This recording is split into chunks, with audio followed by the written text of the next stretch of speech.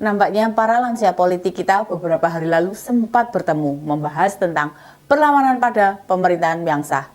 Mereka menginginkan Pak Jokowi mundur atau dimundurkan oleh rakyat. Ini dia, info terkini Widya.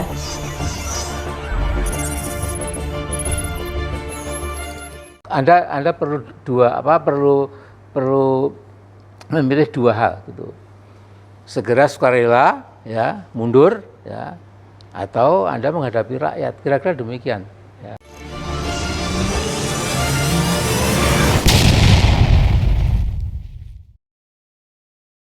Para lansia yang bertemu itu Pak Amin, Pak Rizal, dan Pak Anwar. Ketiga orang tersebut katanya sih akan menggalang yang lain untuk segera membuat pernyataan bahwa kepemimpinan Pak Jokowi segera diakhiri. Sayangnya, gerakan yang mereka mulai itu beberapa kali gagal. Bukan hanya tidak jadi perhatian masyarakat, media saja tidak banyak yang memberitakan. Masyarakat juga sudah jelek, bosen dengan dalih-dalih yang disampaikan. Bahkan mereka juga menuding kalau pimpinan DPR juga ikut tersandera. Makanya harus mundur juga. Beliau-beliau itu apa ya lupa? Sebelumnya kan sudah ada gerakan People Power. Gagal juga. Waktu ada demo People Power, Pak Amin juga nggak kelihatan. Apalagi Pak Rizal yang tidak ikut bicara mengenai People Power. Kan yang mengurusi demo kemarin merasa cuma dimanfaatkan saja.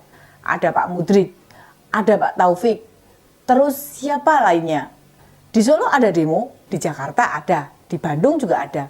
Hanya beritanya memang sedikit. Soalnya yang hadir juga nggak banyak. Di Solo, tempatnya saja dipindah. Awalnya mau digeladak. Terus demo dilakukan di Kartopuran, dekat rumahnya Pak Mudrik. Sebenarnya kalau memang ada kesalahan yang dilakukan Pak Jokowi, demo-demo itu bisa besar. Tapi kan mereka suka cari-cari alasan dan hampir tidak ada dukungan dari masyarakat. Sebab kerja-kerja Pak Jokowi itu dirasakan benar oleh rakyat. Harga pangan terjangkau, sembako murah, bahkan jelang lebaran tidak ada lagi sembako naik harganya. Yang datang ke demo mereka ya orang-orang yang mungkin pas libur, longgar, atau tidak ada kesibukan, atau malah pengangguran. Zaman sekarang diajak demo susah. Soalnya pilih dibuat kerja biar dapat nafkah. Bisa nabung buat jalan-jalan. Lagian jika benar Pak Jokowi melanggar, wakil rakyat kita mosok ya diem aja. Mereka pasti tahu dong. Kan wakil rakyat kita pintar, bukan orang-orang bodoh. Tingkat kepuasan masyarakat atas kepemimpinan Pak Jokowi saja mencapai 80%. Ini menunjukkan kalau pemerintah bekerja dengan serius. Hampir tiap saat kita tahu banyak proyek strategis nasional yang dibangun dan dituntaskan. Misalnya soal kereta cepat, jalan tol, bendungan, pembangunan jalur baru kereta di luar Jawa, dan masih banyak lagi. Kadang itu jadi mikir, Pak Amin dan Pak Rizal itu ngapain? Ingat loh, Pak Amin usianya sudah 79 tahun. Sepuh banget. Rata-rata usia segitu di Indonesia ya ngomong cucu. Sama konsentrasi mendekatkan diri pada Tuhan. Usia segitu masa masih ribet urusan dunia? Banyak politisi muda yang bisa menyuarakan hal-hal yang bisa disuarakan. Politik biar diurus yang masih segar-segar. Pak Rizal malah sempat jadi Menko Pak Jokowi. Dan waktu ditugasi Pak Jokowi, nggak bisa lama bekerja. Nggak sampai setahun jadi Menko Maritim dan SDM.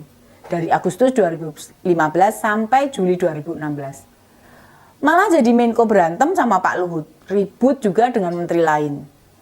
Lah, dia itu bagian pemerintahan kan bukannya menjalankan tanggung jawab. Kok malah ribut sendiri? Makanya terus diberhentikan sama Pak Jokowi. Patut dipertanyakan juga, apakah niat beliau-beliau memang demi kepentingan rakyat atau karena kecewa tidak banyak dilibatkan di pemerintahan? Sebagai orang yang paham politik, karena kebetulan keduanya punya pengetahuan cukup, mestinya membawa pencerahan. Kayak kritik Pak Faisal Basri kemarin, kan menyajikan data, lalu dibantah orang-orang dari Kementerian Keuangan maupun staf Pak Luhut. Jadi kita semua tercerahkan kalau Pak Amin sama Pak Rizal ini fokusnya menurunkan Pak Jokowi. Lah mbok disebut, apa salahnya? Lagian Oktober tahun depan ya kurang lebih 14 bulan tanpa diminta pun Pak Jokowi sudah meletakkan jabatannya. Meski sempat dituduh menunda pemilu lah, mau merubah konstitusi pengen 3 periode lah.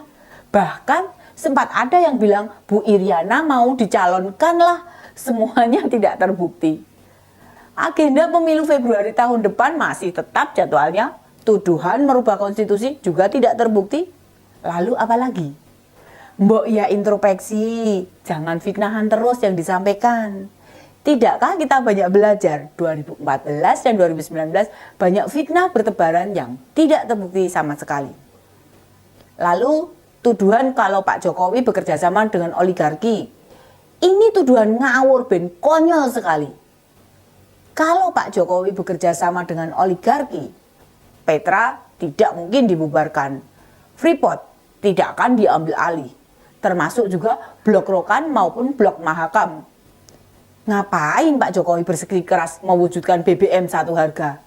Ngotot melawan negara Eropa, gegara kebijakan hilirisasi nikel dan lain sebagainya. Dibandingkan Pak SBY, realisasi komitmen mengembalikan sumber daya alam dikuasai negara jelas ada buktinya. Apa buktinya Pak Jokowi dibekengi oligarki? Waktu Pak SBY berkuasa, Pak Amin masih di PAN dan bergabung dengan pemerintahan. Apa bisa disebut sumber daya alam? Apa yang direbut kembali dari tangan asing? Nggak ada. Atau waktu Pak Rizal jadi Menko, Pak Jokowi, apa sih prestasinya? Kan nggak ada sama sekali. Tega benar mereka menuduh tidak pernah menegakkan demokrasi. Malah bilang demokrasi dipreteli. Lalu juga menyampaikan membangun politik dinasti. Lah, apa anak-anak presiden ini tidak boleh jadi kepala daerah?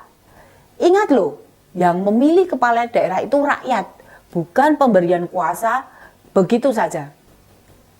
Kalau mau membangun politik dinasti, Pak Jokowi pilih menempatkan anak-anaknya di PDI Perjuangan, di struktural partai. Coba cek saja, apa jabatan Mas Gibran di PDI Perjuangan? Nggak ada. Mereka semua itu cuma kader yang ditugaskan untuk memperjuangkan kesejahteraan rakyat. Mana bukti rakyat tidak menginginkan Pak Jokowi menyelesaikan tugasnya? Itu kan mau Pak Amin sama Pak Rizal saja.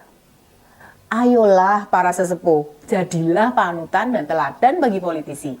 Dan Pak Amin kan juga punya partai. Kenapa nggak memanfaatkan partai umat untuk menggalang kekuatannya? Dulu 98 reformasi terjadi. Bukan andil Pak Amin saja loh. Banyak kontribusi pokok lain. Juga suasana serta sistem pemerintahan Orde Baru memang bobrok. Ditambah media dibungkam.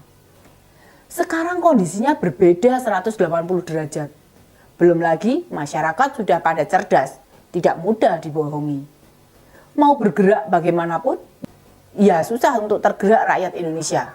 Tidak lagi mempan diprovokasi dengan bahasa-bahasa murahan. Demikian info terkini media, sampai ketemu lagi di ini dia info terkini media selanjutnya. Salam cerdas. Ini dia info terkini media